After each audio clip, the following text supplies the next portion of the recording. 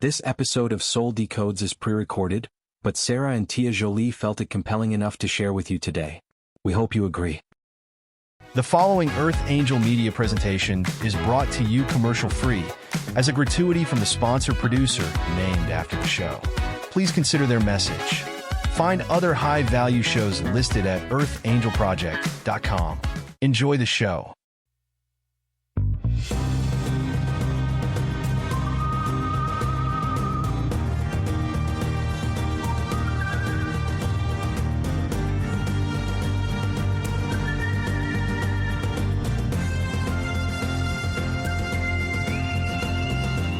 Welcome to Soul Decodes. Join us as we wander off the path to find the ideas that fascinate. We talk about spirituality, the mind, the ego, wellness, and hidden history with tips, travels, and tales. Charms for a better life.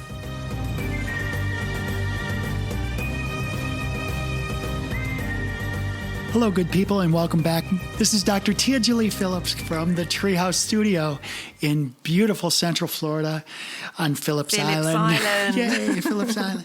So I just want to welcome my co-hostess and actually the owner of this podcast, the owner, director, producer, my friend Sarah Tirri, writer, philosopher, thinker. Wow. Talker now. Talker.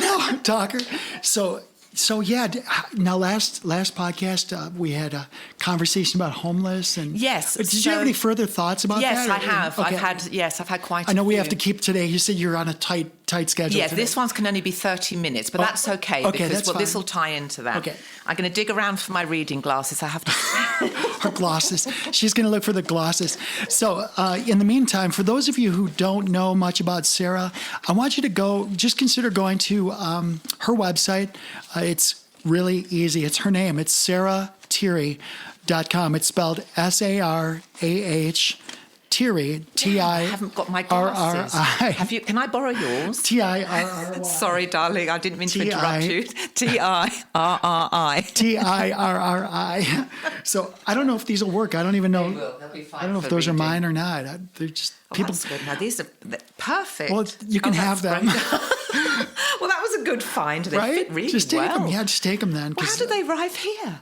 You've got people coming in here leaving glasses. This is like a gift from the universe. Well, thank you. I can read now. I have complete strangers coming into the studio. It's like, who are you? It's like, I don't know. I heard there was food here. You know, it's like, I don't know. No, seriously, That's just what take you did them. with the homeless woman, and look where that got you. Yeah. So I was considering my reaction. Mm-hmm. So part of what I write about is the mind, and we have ego structures, which are mind structures, and they're thought forms, and you have soul, and your soul is your awareness. So when I was putting myself in your position, when you were talking about this homeless lady, I could feel my ego reaction, and then the listener would have to listen to that podcast to understand what I'm talking about. But my instant reaction was one of indignation, and that's an ego mind structure. And I talk about that in the mirror world. The ego mind structure is to find indignation, but there's no compassion in that. There's nothing in that which is the world that you want to live in.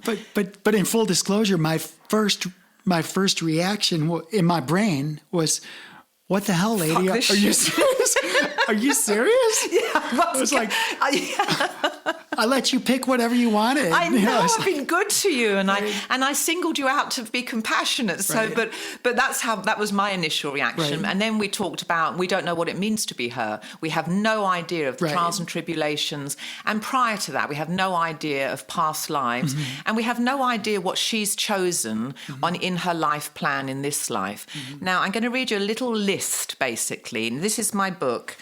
We Who Are Becoming Gods. Right. That was the first one I read. Yes. Well, yeah. Second. That was the second one I read. Yeah. Is this the best God could do was the first one, then Correct. this one? Yeah, I read this one, yeah. So I'm going to read a list out, and I'm going to just give myself a minute here because it might take longer than that. But this is basically going to be a list. Do you want better lighting? Is this lighting? No, this is going to be great with these glasses. Okay. I cannot believe. Thank you, universe. Thank you, Tia Jolie. I can actually read and we can pull this off. So we come into this world with themes that we wish to work on. And there's no such thing as right or wrong themes. It is what it is. And we live in a world of duality. Up would have no meaning without down, in without out, love without hate. So we live in this polarity of darkness and light created by God. That's important. There's no devil running around. This is a structured system and we exist in it. If you bear that worldview in mind and you don't think there's a devil or you don't think there's a right and wrong in life, then it's much easier to have compassion because we're choosing a lot of the themes in our lives and we have done this in previous lives. So I'm just going to read a list out of some of the themes. So before you dive into that, now I get pushed back a lot about what they call moral relativism. And it's a really negative thing in a lot of, especially the Western, like a lot of my Christian friends, they're really dogmatic against moral relativism. Same in Islam because as well. they have, really Islam too, right? But the idea is that there's an absolutism to their thinking construct. Yes. So maybe you can work that into your conversation when you read through your list. Yeah. All right. So if you believe there's one way of doing things and I've got the way and you're wrong if you don't follow what I'm telling you is the way, then there's something wrong with you and your behavior. That would be moral relativism. Right, there's something wrong. But in my pantheon of ideas, we're choosing our lives and we're choosing themes. So I'm just going to read out some of the themes and then we can pick it up. Okay, during our extraordinary evolution, there's quite a diverse, action-packed subject matter on offer. As we pursue our journey towards self-realization and full consciousness, we might need or choose a rather thorough, methodical, detailed, comprehensive, systematic, meticulous spectrum of experience. The themes that follow can be added to the previous list. Abstinence, abandonment, abidance, abnormality, achievement, addiction, agreement, alchemy, alcohol, altruism, architecture, astrology, authority, balance, bankruptcy, baptism, baritone, boredom, bitterness, blissfulness, Buddhism, chivalry, clairvoyance, cohabitation, command, compensation, compulsion, confidence, conscience, control, convenience, cowardice, crime and punishment, cynicism. So that just gets me through the C's. But this goes right on to the Z's, but I won't continue reading it. So explain what the list means. So the list is what we choose as a theme in this life. We'll choose what we want to work on. And that could have been anything that I just read out. But I could just go on. Let me just do a few more. I'll just go through the D's. We're here as a theme to learn dance, danger, daughter, deafness, decadence, determination, dexterity, dignity, decorum, dissension, divination, and that's just the D's. At the E's, we are here to learn. So when I say we are here to learn, we choose what we want to learn. This is the curriculum. All these themes belong to this massive curriculum, and we can pick this theme. So let's just go to the E's. Eccentricity, ecstasy, economy, equivalence, empathy, enlightenment, enterprise, exhilaration, extravagance. So as a sovereign divine soul creator, when you say you can pick these themes, are you suggesting this happens before we enter this we earth have a space? pre-planning stage. Okay, yeah. But what about, where does that leave us with respect to our ability to make a decision here and now? Okay, so we have themes that we're here to work on, and they're part of our life plan, and they will happen. But you can actually deviate from your theme, and the universe will try and get you back on it, and it's really hard to deviate. But you could, because we have free will. Within this construct of things that are in place is our free will to make choice at any given moment in any given situation. So we're not robots. I like it. So I had several friends in the past few years have asked me, what's my birth date and my exact time of birth? Because they want to tell me about my... astrological sign. Well, it's not. It's beyond that. It's like more intense. Like they want to know to the minute when I popped out of my mom. Yes, and, apparently it's relevant to some cosmic structure going on in the cosmos, and so isn't it? it's fascinating because, like, and these are good friends, like they're like, but I try to always seek first to understand, then to be understood. Like that's Stephen Covey, right? So I always try to understand the other person first. And so I ask questions, right? And then based on the answers to those questions, I can refine my perspective of what their belief system is. Tease it out. Just kind of like, because it's like, what does this mean to me? And I was like, why do you need to know the date and the time? Like what's it matter if I popped out, because there's going to be a planet up here which is in retrograde to this, which is moving in that, and this and that, and then it signifies something singular to this time. They call this it's called like human design, and they go into these charts and graphs and stuff. And so this is not astrology that you're talking about. Well, I mean, I don't even know what I'm talking about. It's human design. It's called human design, and it's like what are they trying to ascertain? What does this process tell us of our But it's character? in some ways, it's very similar to what you said. They're going to say that based on when you were born and when you popped out and when all of the stars and celestial bodies were aligned, that you have this certain predisposition. And so I was at a seminar recently, like less than a month ago. So I asked the presenter, it's like, so what about twins? Like Sarah and I, let's just say we had the same mom, same dad, same birth city, same location, same everything. Sarah comes out 3 minutes before me, and we're so different. Like, she's the introvert. Because we have souls, and our souls have experienced something completely singular. Right. But this is my point. It's like this human design thing. I was asking questions like, how can Sarah and I be born same place within 3 minutes of each other and be so different, so different? Yeah. And the answer I got was very lame.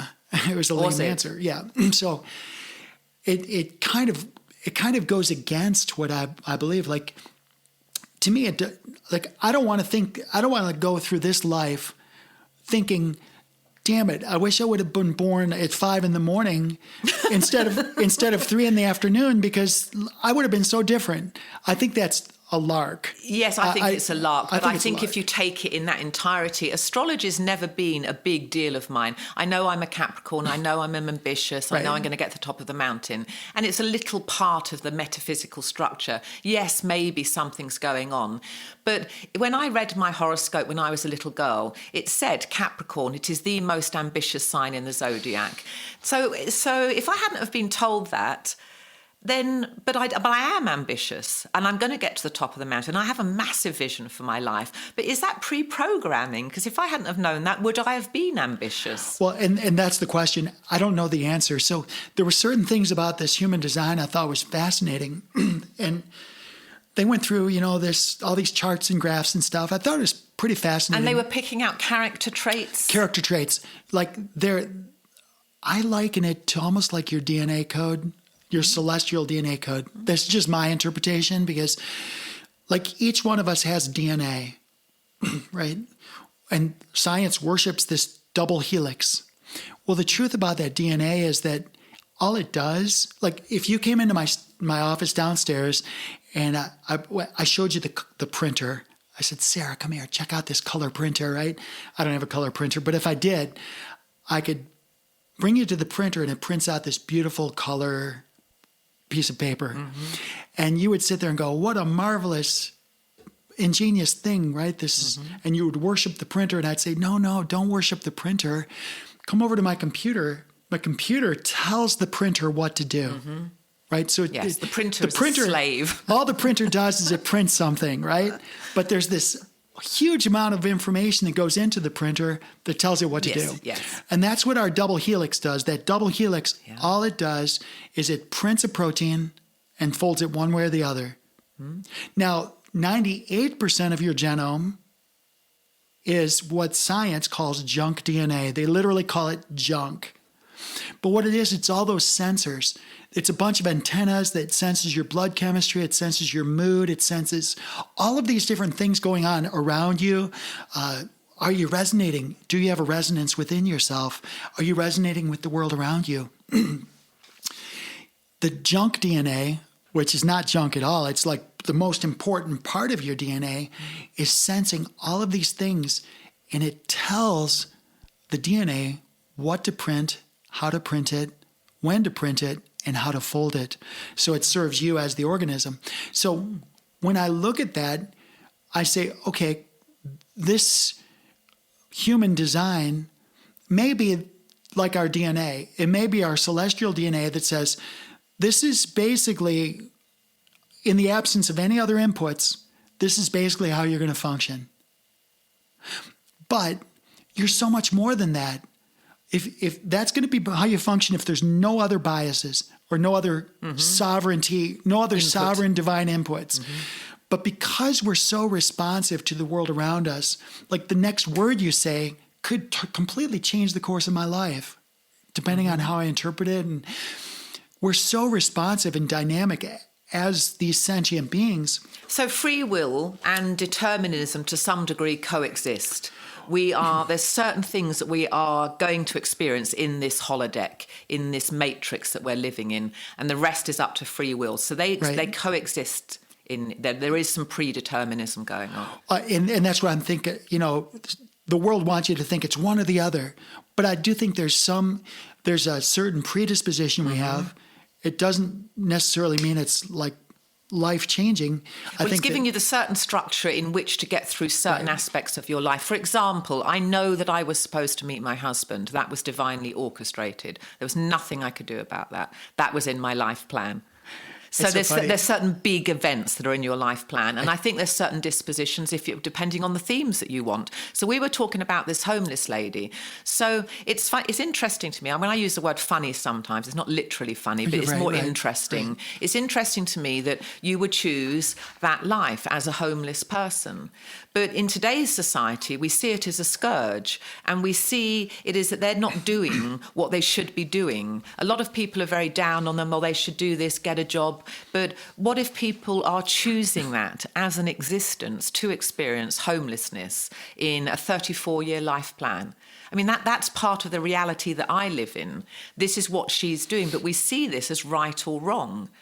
And if you have a worldview that there's something wrong with this world, that the devil's on the loose, and that there's a certain way of being, otherwise there's something wrong with you, that would be the Christian mythology. But it isn't mine, because we're choosing to experience, this list, I'm not going to carry it on, but we're choosing to experience very diverse subject matter.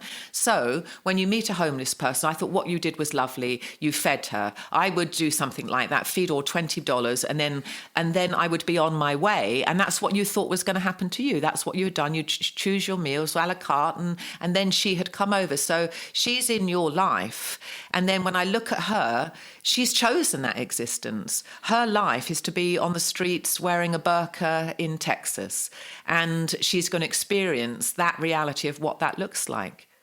But the thing is, she having experienced me as an example, might just have this little synapse that fires, that says, oh my goodness, here's an American that treated me with kindness and compassion. I tried to escalate it. I tried to make a fight. I tried to make a scene. She wouldn't do it. Now, she could see that as total control, or she could walk away, and with a little hindsight, she knows that she was totally dominated by you. But the point is, what I'm saying is that there's a potential with that experience that she had with me. Like, she was trying to make an experience to change her positively in some way. She might end up saying, you know what, maybe this be an American thing. Was she looking for a fight? I think so. Yeah. But or at least to make a scene. Yeah. But I was not going to play part of it. No. I'm not going to be played by somebody like that. But what I'm saying is that, there could be a scenario where that exchange with me, it's the butterfly effect. She might go home and have a dream about the experience, and she'll say, you know what, I get it now. The Americans, they don't want to fight. Yeah, they actually want peace. Yeah. And I'm telling you, I have so many friends like are lethal. My son's lethal too. I mean, my son is a brown belt Right. in Brazilian Jiu-Jitsu. He's been training for 8 years. He could kill you with his bare hands. I mean, it's just, and he packs and he carries 2 guns. And but he's, I mean, I couldn't defend I shouldn't really. I mean, I can get you in an arm bar. My son's taught me that. A chokehold, I could do that. I'm not lethal. I haven't had that training. Not yet. Not yet. But what I'm sharing must give you a certain confidence, though. Well, it does. Because you can walk into a room and it's part of training, but you walk into a room and the first thing you do is, 20 people in the room, it's almost automatic. You exit points. Well, that plus where's the threat? Is there a threat? Yes. You see, I do that automatically. Yeah. I'll go in, I look for my exit points, and I look for who's being the and I'll do a complete Jason Bourne sweep of the room. Just look around. Look around, and you're not even conscious of it, but it's all just downloading information. Just very quickly. Get your bearings. So what I was sharing about this lady, though, and we could be done with this, but my hope would be that the experience that she had with me, regardless of her former decisions for herself, now, might have maybe taken her in a different direction where Americans aren't all ugly, and we don't what I was sharing is that most Americans that I know are peaceful and giving, are very peaceful and giving because you've given her lunch. But I'm not just some holdout. Like the vast majority of people I know. Yeah. So basically, you were a good example to represent. I would hope I would be. And so she could go home and she could see that, and something in it has softened her attitude. I would like that. That's nice. I would like to believe that that's possible, and then maybe she ends up being a CEO of a major corporation. That's lovely, isn't it, that you could affect change? But it can happen. I've had situations in my life where something's changed because a penny dropped. It was a cognition of something, and my decisions were different after that. And it can happen anywhere at any time. Well, but they can be potentially life transforming because something just changed in your consciousness as a result of a certain experience. Hers, what she saw, was a peaceful warrior, right, and who fed her, and you disarmed her. She's going to know in hindsight that you were totally overpowered her in your way. You took control, you led her away, you diffused her. She's probably used to people getting in her face. Now she has all the control, right? Because she's now got them going, ning, ning, ning, like that. And you'd completely disarmed her. So I think part of her is going to see power and feel a little bit, fuck that, because she didn't get what she wanted. What she wanted was attention, scene. So I might have irritated her more. Yes, that's what I'm saying, yes. So, it's interesting because when I have brand new people come into my studio and they want help with their health and things like that, one of the first things I let them know is that I know something about them that they don't know about themselves.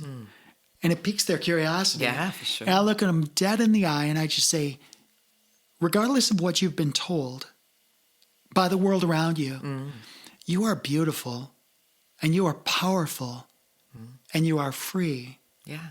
That's what the mirror world is about. Total autonomy. Well, that's when I read the book, I'm like, wow, you and I have such different backgrounds. Like you come from a very different world than me. I've had to scrap pretty much my whole life for everything. Nobody's given me stuff, right? And, it's fascinating that we've arrived pretty close to the same conclusions and same perspectives on things from such a diverse background. Yes, it's very interesting. It's fascinating. Yeah, I think we were supposed to meet. This would be something that wasn't in a life plan. Well, that's... Yeah, one of the things, right? That's so cool. That's great. Now, I know you're on a limited time today, but what other things do you want to talk about or share with the audience? Yes, I want to just do I want you to open up the mirror world and read a page of it so we can discuss what's on it. But this is completely random, okay? You'd want to borrow my glasses? Can I borrow my glasses back? No. Actually, no, I can probably read it. So... She want me to read the mirror, like just a random page. A random page. Yeah, random page. Okay, random page. You're banking on me being able to read. I read, but I'm a pilot. I need pictures. Well, that's a nice picture. There's no pictures, a lot of dots. Okay. So this is The Mirror World, and it's an easy read. It takes 40 minutes, and it's basically looking at life as though it is a virtual reality game. So I take you from start to finish about how to upgrade your vibration to manifest the life you want, because we're in a matrix, and there is a corresponding reality. So I'm looking at the cover, and it says, The Mirror World, get what you came for. Tell me what, tell me what the subtitle, Get What You Came For. Get What You Came For means something to each of us, and it's individual. To me, what that means, I have a life plan, and I have a mission and a destiny. So that's what I want to get. I don't want to miss that, and I want to be able to check a load of boxes when I die, that I look at my life and I accomplished what I set out to accomplish. That's getting what you came for. So at the very bottom under by Sarah Tirri, it says a journal in a diary. So when I open up this page, I see on the left-hand page, there's words. Yes. Very, very large font, by the way, like a 22. So if I need glasses for these, I've got a problem. You've got a problem, baby. I'm not going to be flying anymore. But I noticed no seaplane for you. Right. But on this side, it's completely blank. Yes. So what's the idea? Read what's on that page. I ask the reader to catalogue their thoughts. Okay. So this just simply says, write down your thoughts, catalog your ideas, right? No, it says catalog the mess. Catalog the mess. Okay. Yes. Catalog the mess. Got it.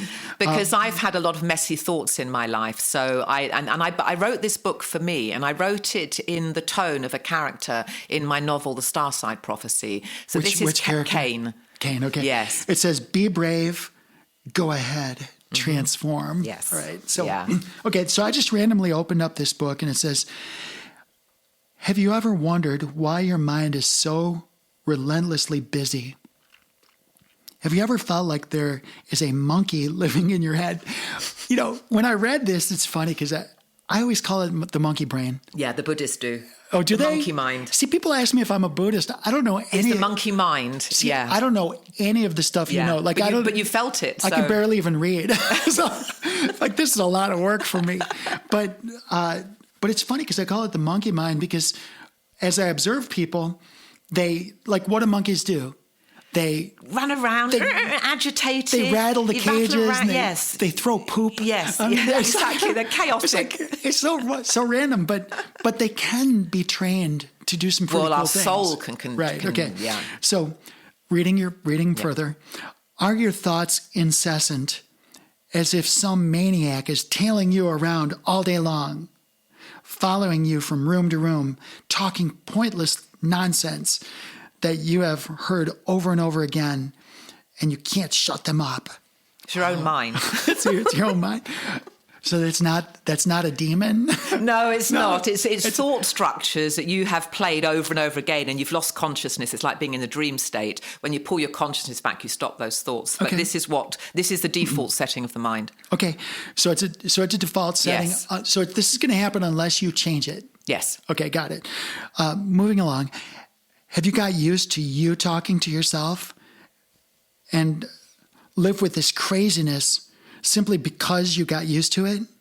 Your number one spiritual duty is to get control of your and direct your thought life. I should have seen the hyphen before I read it. Direct your thought life. The best possible motivation to do so is to realize that thought.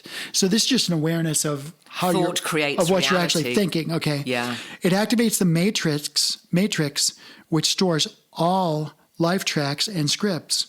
Not all are pleasant. Mm-hmm. Okay. So the idea is that somebody's going to read this, kind of be peaceful, reflect upon the words. And then what's the intent? What do you expect them to do with that? So with that, understand that reality is created through whatever vibration you're resonating at.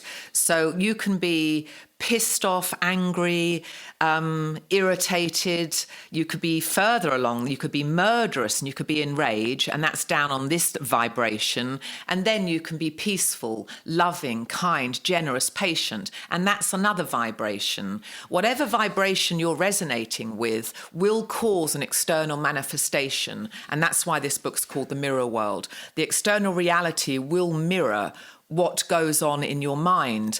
Now, you've got to be able to disidentify with negative thoughts, because negative thoughts, if you've thought them enough, because my mind has been a mess, they create neural pathways and you're more likely to think that same thought.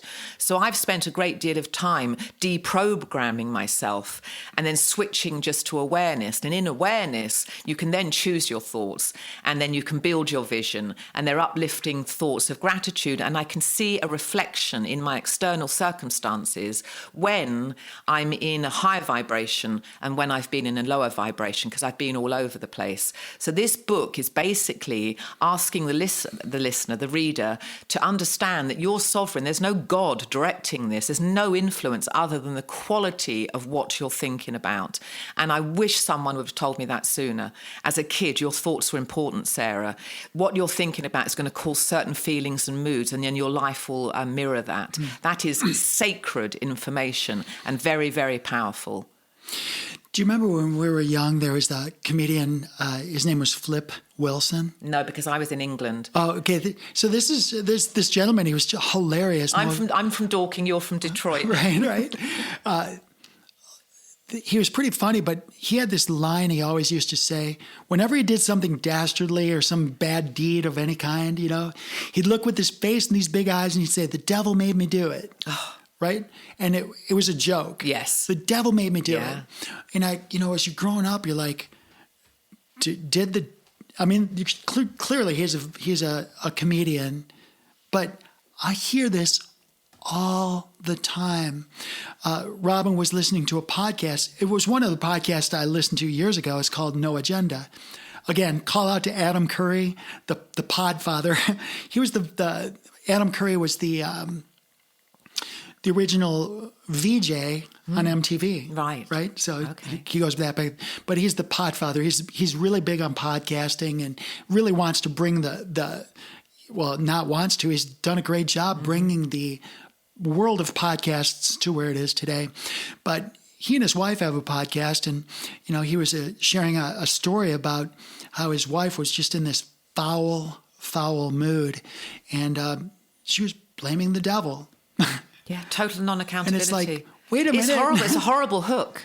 It's a horrible hook. I'd like to talk more about the devil on the next podcast. I have a lot to say about that. But basically, to wrap this one up, because I have to go on a little service mission now, having the devil as a construct and you're told that it's making you do it or it's a demon, that is absolutely awful because there's no accountability. And what I'm trying to get across in my work is that you're sovereign. You're creating this reality. There's nothing else. And God created this in order that we create ourselves. And we can do anything we want with this life. But we can't blame a devil or we can't blame someone else. We cannot be a victim. We have to take full ownership for what we've created.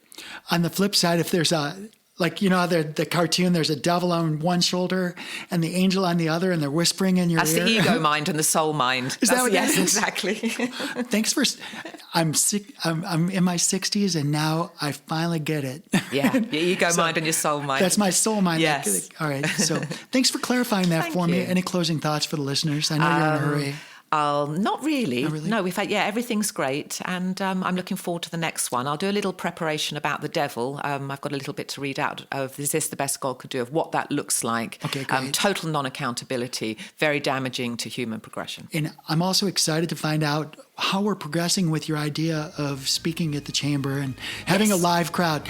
I would love to have a live crowd. Yeah, that'd be great. I think it'd be fun. And then we have a lot of mics, so the mic can be handed round and then we'll just field questions. And then it just goes anywhere. Okay, we'll do that. Sounds great. Blessings to you. Thanks for all you do. You too, Tirri. Be well. Thank you.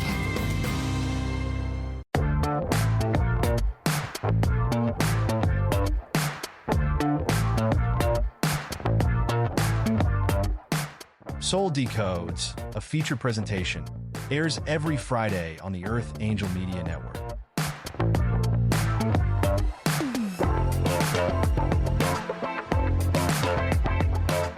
This episode of Soul Decodes is sponsored and produced by Live Pure. Optimize your life by taking your health to the next level. Listen now to learn how Live Pure will make your world better.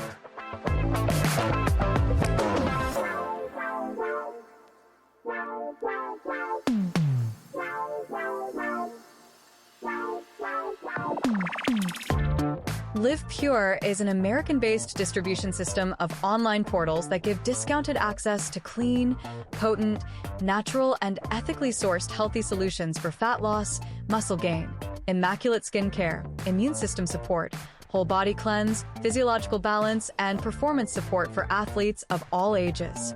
Live Pure handpicks the best products and nutrients from world-class companies, always adding to their quickly growing wellness lineup that now includes Korean skincare, medical-grade nutraceuticals listed as pharmaceutical alternatives in the physician's desk reference, and healthy coffee that rivals the world's best, but for only about $1 per cup.